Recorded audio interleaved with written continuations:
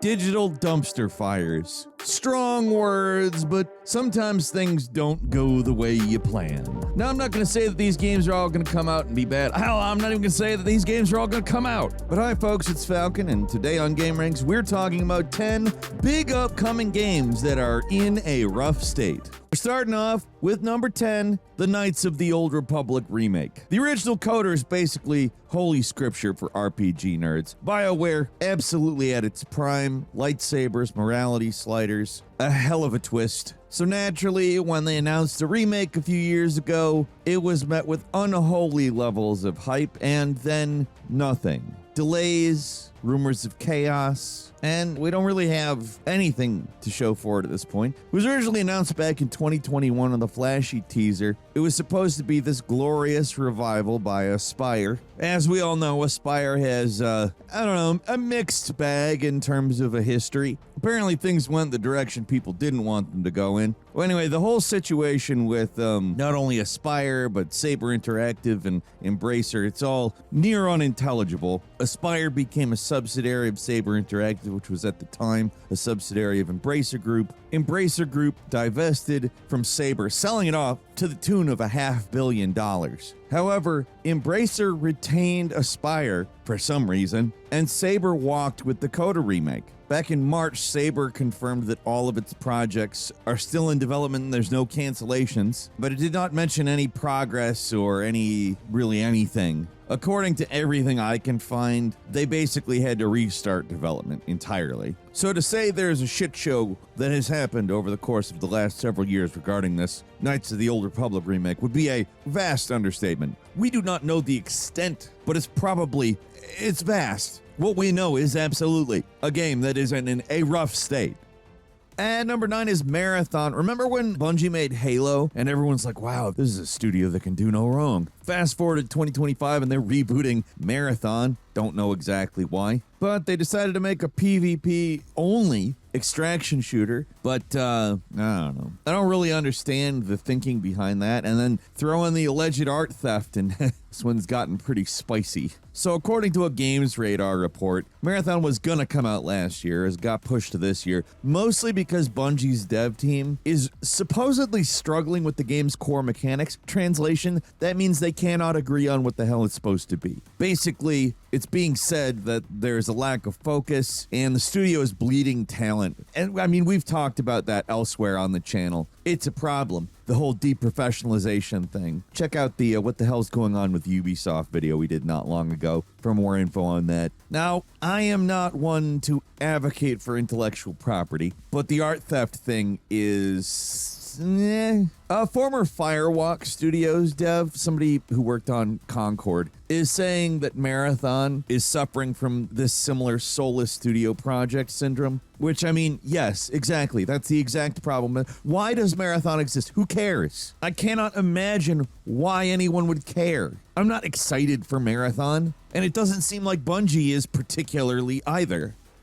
And number 8, it's Mindseye. Hey, did you know that cinematic is a synonym for not ready? So this was the next big thing from Leslie Benzies, the ex-GTA producer. It is going to release soon. It's set for June 10th. And it aims to blend the storytelling of Cyberpunk 2077 with the open-world chaos of GTA. But despite the imminent launch, we've really only seen the polished trailers. We haven't seen much in the way of actual gameplay, and we are all kind of nervous about stuff like that. A lot of games, they show us not the game, but what they want us to think the game is, and then it's not. We've covered more than a few games that have turned out to be total trash slop after doing this exact move, and I mean, early previews aren't exactly helping. A lot of reports are saying the game feels unpolished, bad driving mechanics in it, bad enemy AI. Apparently playtesters have recommended delaying the release, but we're also so close to the release, I don't know if they can. And then throw in the fact that it's connected to Everywhere, which is this platform that allows user-generated content. It's an ambitious thing, but also it raises questions about focus and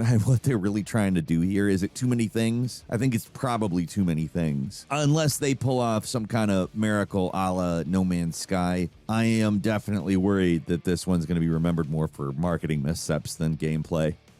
At number 7 is Vampire the Masquerade Bloodlines 2. Wowie, if there were an award for most dramatic development saga, Bloodlines 2 would be a frontrunner. This was announced back in 2019. It's a sequel to a cult classic, and it has endured more twists and turns than a soap opera. Indeed, we thought Twilight was the thing that made vampires look like a soap opera. No, it is Vampire the Masquerade Bloodlines 2 development. This game was originally being developed by Hardsuit Labs. The project faced significant setbacks, including the controversial firing of the narrative lead Brian Mitsoda in 2020. That situation deteriorated to a point where Paradox Interactive considered canceling the game altogether, but in a surprising turn, development was handed over to the Chinese Room, the developer known for narrative-heavy titles like Dear Esther. Now, after years of uncertainty, Bloodlines 2 is slated for release in October. The developers are claiming the game is functionally complete and they're focusing on bug fixing and performance enhancements. Honestly, that sounds pretty positive. The Chinese Room is a pretty competent developer as far as those types of titles go, but Bloodlines 2 is, it's definitely more complex than Dear Esther. I do think out of some of the ones on this list, this one has probably more potential to not be a disaster, but man, it has been through hell.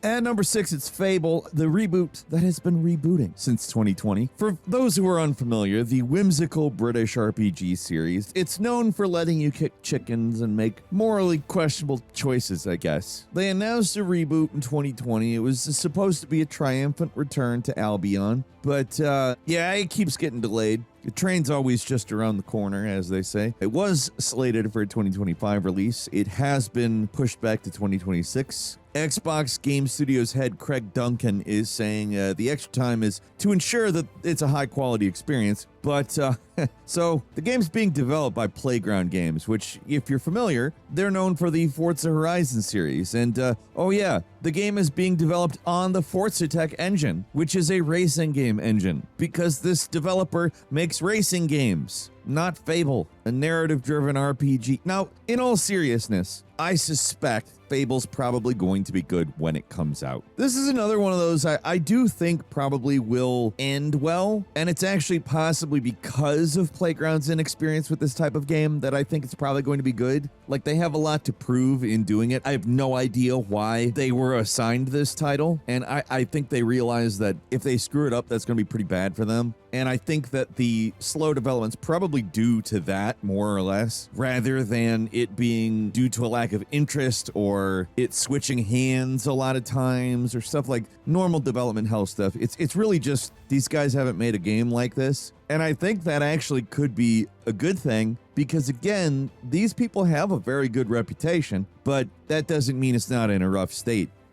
At number 5 is Prince of Persia, The Sands of Time remake. I've made fun of this multiple times, not because I don't want it to come out. I actually very much do. I love Prince of Persia. I love Sands of Time. I would really love being able to easily play it with a few quality of life updates and better graphics. Getting this thing to run on a modern computer isn't always straightforward. I've had issues in the past. I love Sands of Time. It's such a good game. You're best off emulating it. Don't even mess with buying it. And I'm giving you the frustrated wings up, don't do it, look here. And that's pretty much the same thing Ubisoft has been doing for several years now. Prince of Persia Sands of Time was announced in 2020, and it was planned to be released in 2021. The initial reveal was met with criticism over its graphics, though, and Ubisoft delayed it. In May 2022, they handed development over to Ubisoft Montreal, who is the original developer. Since then, the project was restarted from scratch entirely, and the focus is now on quality and fidelity. One of the latest updates scheduled to release in March 2026, which, cool,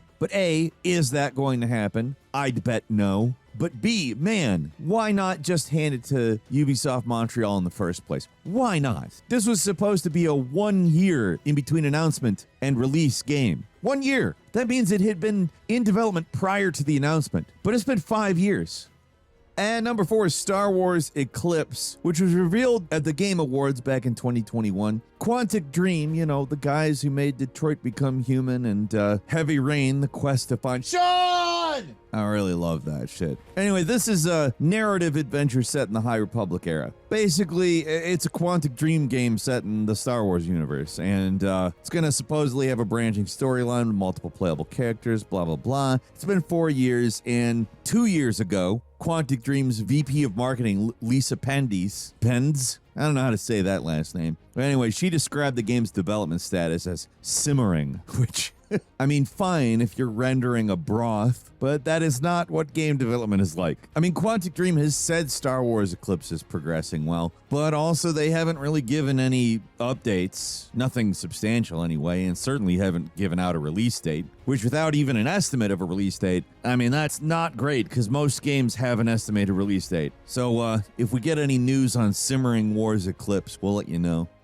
And number 3 is Hytale, a game that has been coming soon since the Obama administration.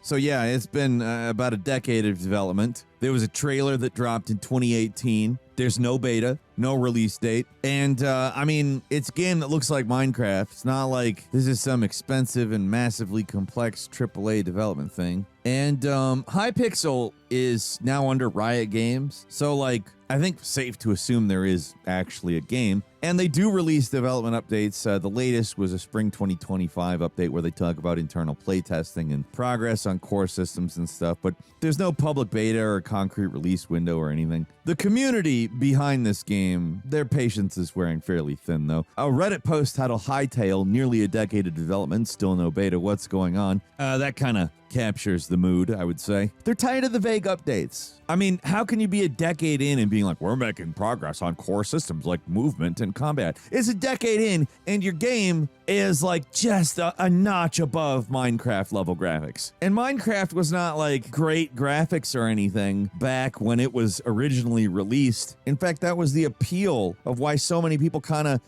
jumped in on the Minecraft aesthetic in terms of like people making what a lot of people call copycat games, but I would say adjacent games because this game doesn't look like it is Minecraft exactly. But that aesthetic was widely accepted and it's a lot easier than doing hyper-realistic graphics. So if you don't have to like make hyper-realistic graphics, why are you working on core systems like movement and combat a decade in? And number 2 is Squadron 42, the single-player campaign of Star Citizen. Squadron 42, I mean, it's basically always almost ready. Star Citizen is, I mean, it's its own unique beast. They don't necessarily have to tell you it's almost ready, but Squadron 42 it's a single-player game. It has a finite scope. It has all of the actors' performances in it already. Mark Hamill, Gary Oldman, Gillian Anderson. They did that stuff well over a decade ago, and it's 2025. In October 2023, the developer called it feature complete, saying they were entering the polishing phase. But by late 2024, they said, the release has been pushed to 2026. That's an 11-year delay. At CitizenCon, the thing that they do for a game that's not released because they've taken in hundreds of millions of dollars and they have to have something. But at CitizenCon, they showcased over an hour of gameplay. And yes, the visuals are impressive and the sequences are cinematic, but the demo's pretty linear. It doesn't really have anything groundbreaking going on in it. So like, let's say they do release it in 2026. It's kind of just like almost a AA looking game with like way better graphics. And I'm using AA not in the adventurous experimental sense, but the licensed game from 2006, except it's not a licensed game.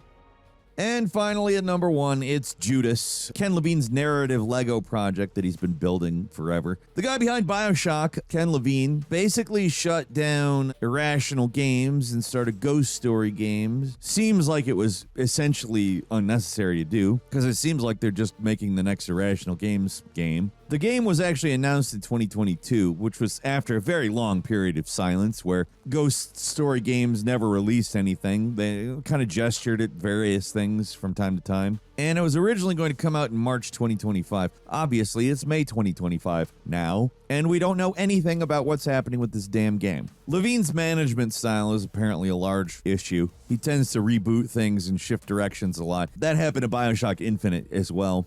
It led to an amazing game. In fact, all of the BioShock games, including the one that Ken Levine wasn't involved in, have similar stories. They go off in a lot of different directions and they turn out pretty cool. And I have a feeling Judas is going to be that if it ever comes out. Levine's shared some insights into the game's design philosophy. He wants the narrative to respond dynamically to player choices. So, like, imagine Breath of the Wild, but it's not just, like, mechanics the player is more in control of, but it's the story responding in the same way Breath of the Wild or Tears of the Kingdom did mechanically. It's a really ambitious, to say the very least, project, but that's kind of the story of Ken Levine's life. He's very ambitious and he does insane stuff, but at what cost? I do hope that it does come out, because I have a feeling out of all of the games on this entire list, this one has the most potential, but we'll see. What do you think? Leave us a comment, let us know. If you like this video, click like. If you're not subscribed, now's a great time to do so. We upload brand new videos every day of the week. Best way to see them first is, of course, a subscription, so click subscribe. Don't forget to enable notifications, and as always, thank you very much for watching this video. I'm Falcon. You can follow me on Twitter and book me on Cameo at Falcon the Hero. We'll see you next time right here on GameRanx.